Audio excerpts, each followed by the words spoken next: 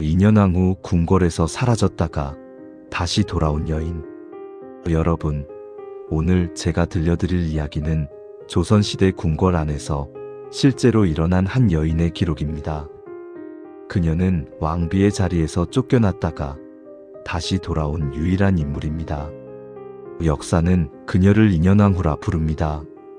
하지만 그 이름 뒤에 숨겨진 진짜 이야기는 우리가 아는 것보다 훨씬 더 깊고 무겁고 또 슬픕니다. 조선 숙종시대, 궁궐의 아침은 고요했습니다. 해가 뜨면 궁녀들이 발소리를 죽이며 복도를 지나가고 대전 앞에는 신하들이 줄지어 섰습니다. 그 고요함 속에서 한 소녀가 왕비로 간택되었습니다. 그녀의 이름은 민씨. 훗날 역사의 2년왕후로 기록될 그 여인이었습니다.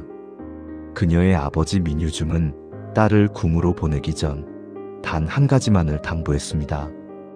품위를 잃지 말거라. 그것이 네가 살아남는 유일한 방법이다. 그 말은 그녀의 일생을 관통하는 기둥이 되었습니다. 숙종 7년 1681년 16살의 민씨는 중궁전에 들어섰습니다. 궁궐은 화려했지만 동시에 차가웠습니다. 모든 사람이 그녀를 지켜봤고 모든 말 한마디가 기록되었으며 모든 표정이 평가의 대상이었습니다. 하지만 2년왕후는 흔들리지 않았습니다. 그녀는 말이 적었습니다. 신하들과 대비 앞에서도 함부로 감정을 드러내지 않았고 왕 앞에서조차 절제된 미소만을 보였습니다. 어떤 이는 그녀를 차갑다고 했고 어떤 이는 무심하다고 평가했습니다. 하지만 그것은 오해였습니다. 그녀는 차가운 것이 아니라 지켜야 할 것이 많았던 사람이었습니다. 궁궐의 하루는 규칙으로 가득했습니다. 새벽에 일어나 단정히 옷을 입고 대비 전에 문안 인사를 드리고 왕의 처소에서 차를 올리고 궁녀들의 업무를 점검하고 밤이 되면 촛불 앞에서 경전을 읽었습니다. 그녀의 삶은 정해진 궤도 위를 도는 별처럼 규칙적이었습니다. 하지만 그 규칙 속에서 그녀는 자신만의 방식으로 왕실을 지탱하고 있었습니다. 숙종은 그녀를 존중했습니다. 그녀는 왕에게 충고하지 않았고 정치에 개입하지 않았으며 후궁들을 함부로 대하지도 않았습니다. 그저 왕비로서 해야 할 일을 묵묵히 해냈을 뿐입니다. 신하들은 그녀를 모범적인 왕비라고 칭송했고 대비는 그녀를 믿을 수 있는 며느리라고 불렀습니다. 하지만 궁궐 안에는 이미 조용한 파도가 일기 시작하고 있었습니다. 숙종 12년 1686년 궁궐에 새로운 여인이 들어왔습니다. 그녀의 이름은 장씨. 훗날 장희빈으로 불리게 될 그 여인이었습니다. 장씨는 2년왕후와는 정반대의 사람이었습니다. 그녀는 말이 많았고 감정을 숨기지 않았으며 왕 앞에서도 거침없이 웃고 울었습니다. 숙종은 그녀에게 빠져들었습니다. 2년왕후의 고요함이 존경의 대상이었다면 장씨의 격정은 욕망의 대상이었습니다. 궁궐 안에서는 조용히 소문이 퍼지기 시작했습니다. 왕께서 장씨를 총애하신다더라. 중궁마마께서는 아무 말씀도 없으시다더라. 2년왕후는 알고 있었습니다. 왕의 마음이 흔들리고 있다는 것을. 하지만 그녀는 아무 말도 하지 않았습니다. 왕비로서 할 수 있는 일은 품위를 지키는 것뿐이었습니다. 그녀는 여전히 매일 아침 대비 전에 문안을 드렸고 왕에게 차를 올렸으며 궁녀들을 다독였습니다. 하지만 그녀의 눈빛 속에는 깊은 슬픔이 서려 있었습니다. 숙종 14년 1688년 장씨가 아들을 낳았습니다. 왕자윤. 훗날 경종으로 즉위하게 될 그 아이였습니다. 궁궐은 축제 분위기였습니다. 신하들은 왕자의 탄생을 축하했고 숙종은 장씨를 희빈으로 책봉했습니다. 하지만 2년왕후는 여전히 아들이 없었습니다. 그날 밤 2년왕후는 홀로 촛불 앞에 앉아 있었습니다. 그녀는 경전을 펼쳤지만 글자가 눈에 들어오지 않았습니다. 궁녀가 조용히 다가와 물었습니다. 마마, 괜찮으십니까? 인현왕후는 고개를 끄덕였습니다. 괜찮다. 이것도 운명이니까. 하지만 그녀의 손은 가만히 떨리고 있었습니다. 궁궐 안의 균열은 단순히 여인들의 다툼이 아니었습니다. 그것은 조선 조정을 둘로 가르는 정치적 싸움이었습니다. 서인과 남인 두 당파는 인현왕후와 장희빈을 각각의 상징으로 삼았습니다. 서인은 인현왕후를 지지했고 남인은 장희빈을 밀어붙였습니다. 숙종 15년 1689년 조정에서는 기사환국이라 불리는 정치적 대격변이 일어났습니다. 남인이 권력을 장악하고 서인은 몰락했습니다. 그리고 그 칼날은 인현왕후를 향했습니다. 장희빈을 지지하는 신하들은 인현왕후를 공격하기 시작했습니다. 중궁께서 왕자를 낳지 못하셨으니 이는 하늘의 뜻이 아니겠습니까? 희빈 장씨를 정식 왕비로 세우는 것이 마땅합니다. 인현왕후는 침묵했습니다. 그녀는 변명하지 않았고 항변하지도 않았습니다. 그저 궁궐 안에서 묵묵히 자신의 자리를 지킬 뿐이었습니다. 하지만 정치의 폭풍은 그녀를 그냥 두지 않았습니다. 숙종 15년 5월 인현왕후는 폐위되었습니다. 왕명이 내려졌습니다. 중국민 씨를 패하고 서인으로 강등한다. 그 순간 궁궐 안은 조용했습니다. 아무도 감히 말을 하지 못했습니다. 인현왕후는 고개를 숙인 채 왕명을 받았습니다. 명을 받들겠습니다. 그녀의 목소리는 떨리지 않았습니다. 폐위된 그날 인현왕후는 궁궐을 떠났습니다. 그녀는 화려한 왕비의 옷을 벗고 소박한 치마 저고리를 입었습니다. 궁녀들은 울면서 그녀를 배웅했습니다. 마마, 이럴 수가. 마마, 어찌 이런 일이. 인현왕후는 궁녀들의 손을 잡으며 말했습니다. 울지 마라. 나는 괜찮다.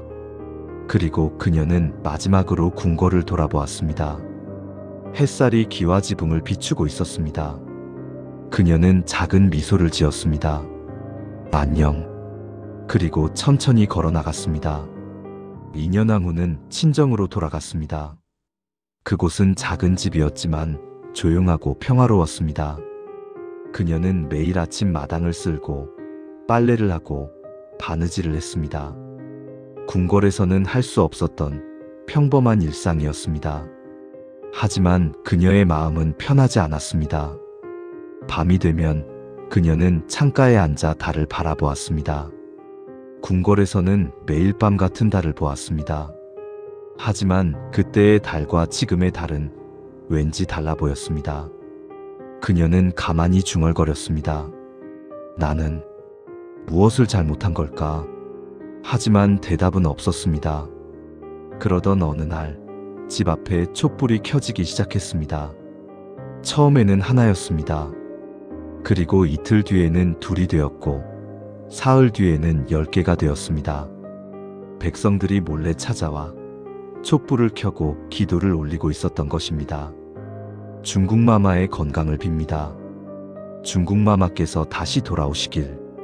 인현왕후는 그 촛불들을 바라보며 눈물을 흘렸습니다. 궁궐 안에서는 느끼지 못했던 따뜻함이었습니다. 그녀는 깨달았습니다. 자신이 지켜야 할 것은 품위만이 아니라 백성들의 마음이었다는 것을. 인현왕후가 폐위된 지 3년이 흘렀습니다. 그 사이 조선 조정은 혼란에 빠졌습니다. 장희빈은 왕비가 되었지만 그녀의 권력욕은 끝이 없었습니다. 그녀는 신하들을 협박하고 궁궐 안을 공포로 지배했습니다. 숙종은 점점 지쳐갔습니다. 그는 장희빈의 진짜 모습을 보기 시작했습니다.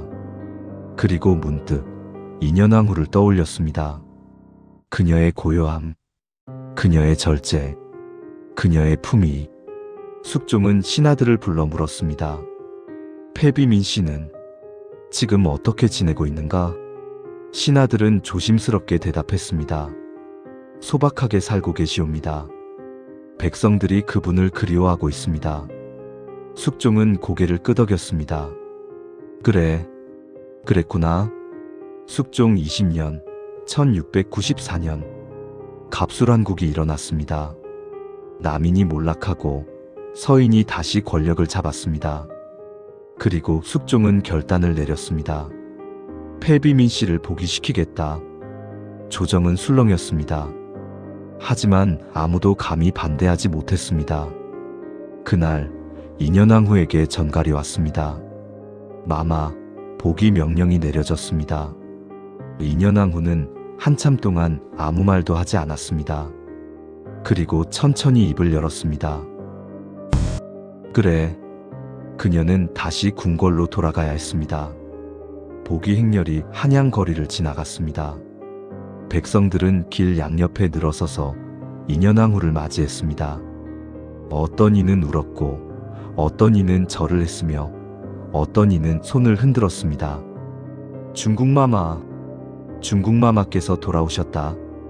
인현왕후는 가마 안에서 그 광경을 바라보았습니다. 그리고 가만히 눈물을 흘렸습니다. 그녀는 가마를 멈추게 하고 밖으로 나왔습니다. 백성들 앞에 섰습니다. 그리고 깊게 고개를 숙였습니다. 고맙습니다. 여러분. 그 순간 거리는 조용해졌습니다. 인현왕후는 다시 중궁전에 들어왔습니다. 3년 만에 돌아온 그곳은 예전과 같았지만 또 달랐습니다. 궁녀들은 기뻐하며 그녀를 맞이했고 신하들은 존경의 눈빛으로 그녀를 바라보았습니다. 하지만 인현왕후는 알고 있었습니다. 이곳은 여전히 차가운 곳이라는 것을. 장희빈은 다시 후궁으로 강등되었습니다. 그녀는 인현왕후를 향해 원한 어린 눈빛을 보냈습니다. 하지만 인현왕후는 그녀를 외면하지 않았습니다. 오히려 조용히 다가가 말했습니다. 힘들었겠습니다. 장희빈은 눈물을 흘렸습니다. 복위 이후 인현왕후는 예전보다 더 조용해졌습니다. 그녀는 정치에 관여하지 않았고 신하들과의 만남도 최소화했습니다. 그저 궁궐 안에서 묵묵히 자신의 역할을 해냈을 뿐입니다. 하지만 그녀의 몸은 점점 약해지고 있었습니다. 3년간의 고통과 슬픔은 그녀의 건강을 갉아먹었습니다. 그녀는 자주 기침을 했고 얼굴은 창백해졌으며 밤마다 잠을 이루지 못했습니다. 궁녀들은 걱정했지만 인현왕후는 괜찮다고 말했습니다. 나는 이미 충분히 살았다. 숙종 27년 1701년 인현왕후는 병석에 누웠습니다. 의원들이 와서 진찰을 했지만 소용이 없었습니다. 그녀의 몸은 이미 한계에 다다라 있었습니다. 숙종이 그녀의 곁으로 왔습니다. 미안하오. 인현왕후는 작은 미소를 지었습니다. 괜찮습니다, 전하. 그날 밤 인현왕후는 조용히 눈을 감았습니다. 그녀의 나이 34살이었습니다. 궁궐 안은 슬픔에 잠겼습니다. 백성들은 거리에서 통곡했고 신하들은 애도의 글을 올렸습니다. 인현왕후의 장례식이 치러졌습니다. 그녀의 관이 궁궐을 떠나는 날 하늘에서 눈이 내렸습니다. 봄인데도 눈이 내렸습니다. 백성들은 말했습니다. 하늘도 우시는구나. 인현왕후.